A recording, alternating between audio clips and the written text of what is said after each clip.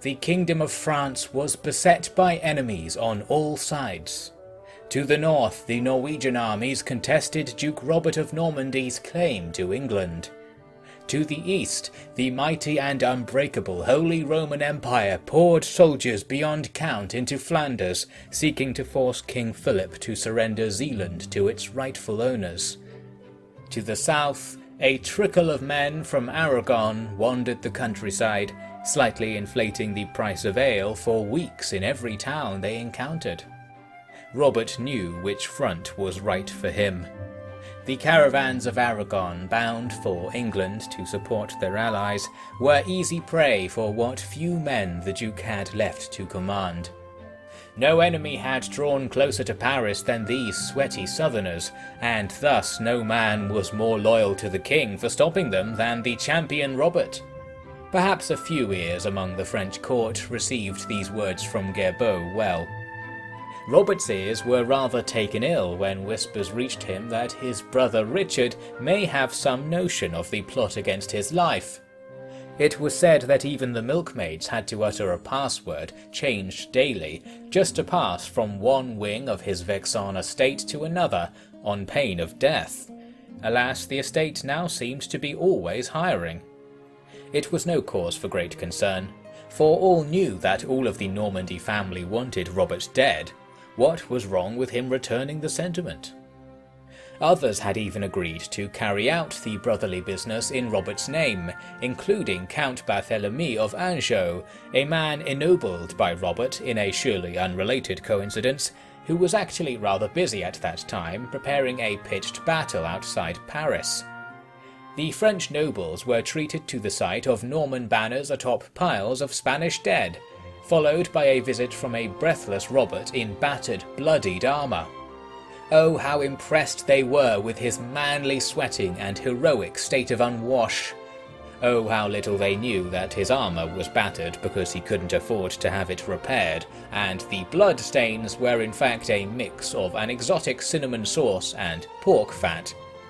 They were only further convinced that sending their peasants to England was right, proper, and according to God's plan. The next act in Normandie's coinless cabaret was a fight with the English. A band of men had fled from the Norwegian conquest of Cornwall and ended up on the wrong side of the wet bit, as Robert put it to his entourage, before laughing uncontrollably at his own irreverent wit. Everyone else must have laughed while he had his eyes closed and his mind set on hyperventilating, he later thought. The English were slaughtered, by the way, and delivered cold to Paris as another trophy for King Philip, who was known as Philip the Cruel for very much related reasons. Overall, 1094 and 1095 had been rather successful ones for Robert's cause, in that it had advanced substantially while he personally had done barely anything. Those miserable years of recent past seemed like a whole different life.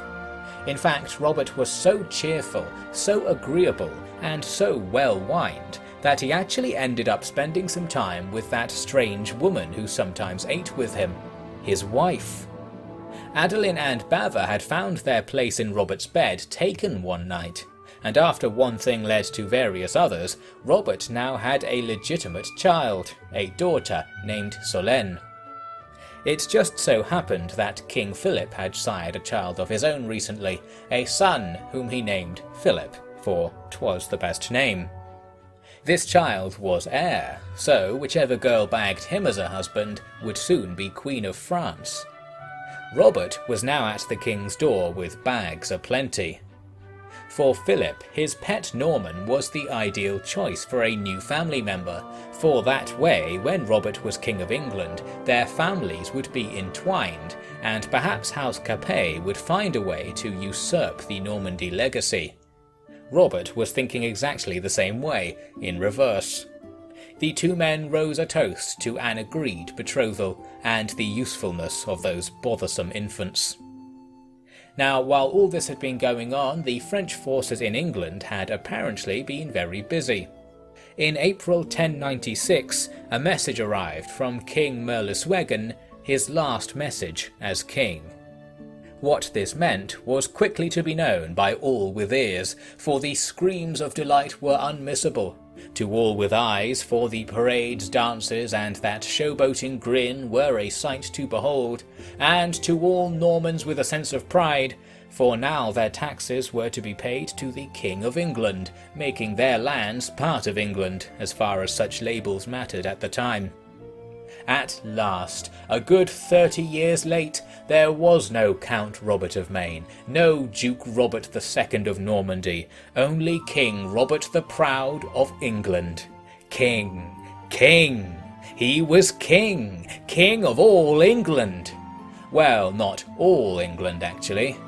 For while the French had defeated the English, they never had defeated the Norwegians, meaning that Robert had in fact inherited a throne with very few troops at its command in the middle of a war that was being quite badly lost by all accounts.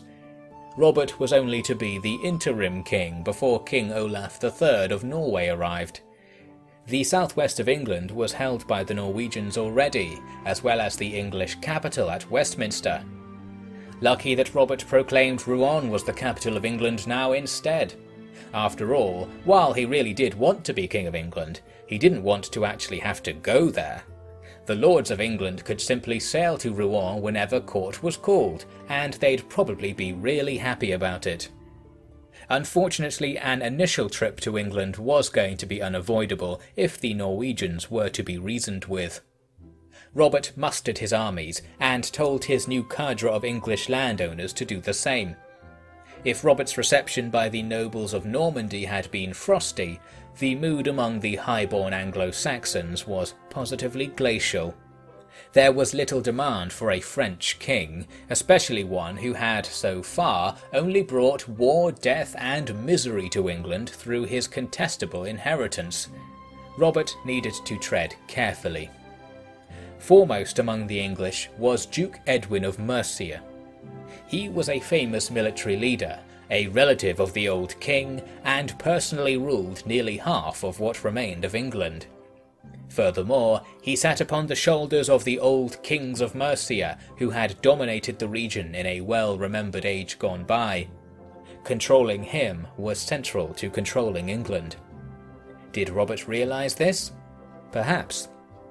Edwin had a teenage son, his heir. Robert had a 30-something sister with an ever-growing collection of daggers. Both were unmarried.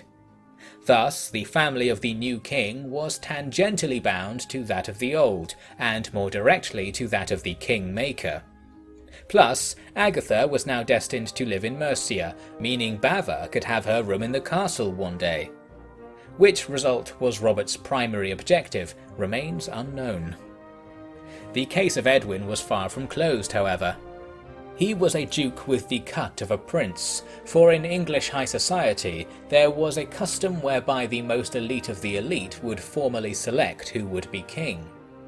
In times gone by, they would usually select a descendant of the previous king, so in practice a royal family was maintained. But now they called upon their roughly defined right to select whoever they thought best instead, and no one related to Robert could meet such criteria. Duke Edwin, then, was next in line to the throne. If someone just so happened to kill Robert, an Anglo-Saxon could rule England again.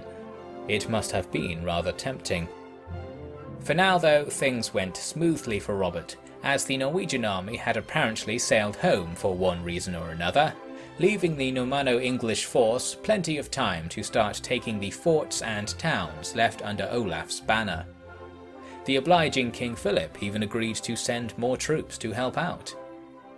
In the county of Wiltshire there was trouble afoot.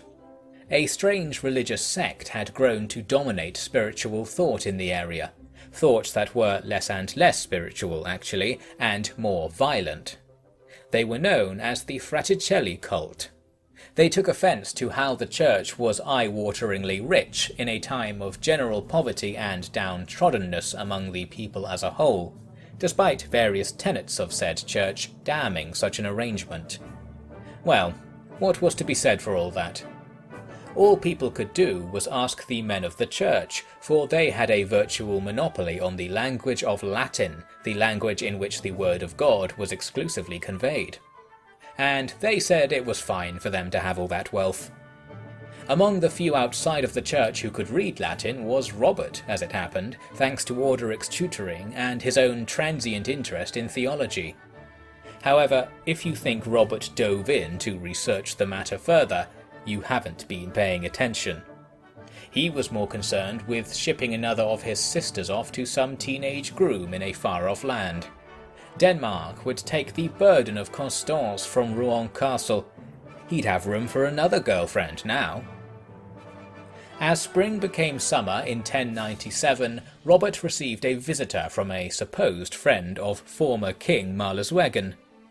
He said that Duke Edwin was planning to kill Merliswegan, and requested that Robert arrest Edwin in order to protect the integrity of the realm, blah blah blah. Robert rushed for the soonest boat to England even before the messenger finished his plea. Such incredible dedication to justice, even for an old enemy, brought tears to many who witnessed the scene. Robert sailed through the night, rowed for several days, and finally stormed into the Mercian court in Leicester.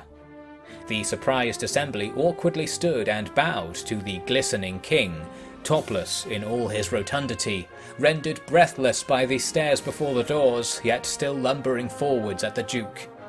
In time he mustered the air to shout out at Edwin, claiming that he was fully aware of the plot to kill Duke Merliswegan. The tension rose as Robert resumed gasping for breath, and all looked to Edwin, who himself looked to his generals. They slowly nodded.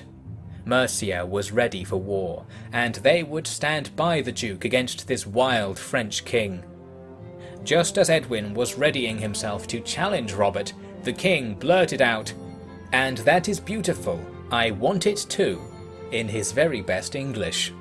Indeed, so far he had only learned enough to get by with the wenches, and that was as far as he planned to take his education on this topic. It seemed to work though. The court cheered, Edwin smiled and stood to embrace the king, a sticky regret, and all was well for all but Merliswegan. His most powerful vassal bonded with in the Norman style, Robert could resume the simple campaign to oust the Norwegians from the southwest. In January of 1098, he received news that King Olaf was willing to withdraw entirely in exchange for peace and safe passage for his men. It was exactly the deal the English needed, although it took some time to convince Robert of that, for he was rather enjoying racking up victory after victory with all of the English and French soldiers he'd been lent. Luckily for the Norwegian troops, they were a lot of effort to kill, so Robert was eventually convinced by his bedmates that staying with them was better than playing general. In March, the Norwegian claim to England was dropped. Now the realm was Robert's and Robert's alone, but for the hideaways of Cornwall and Devon, who didn't recognise Olaf's authority, so remained unofficially Norwegian. Blemishes aside, Robert had done it. He had wrestled back the crown promised to him by his father and by his destiny.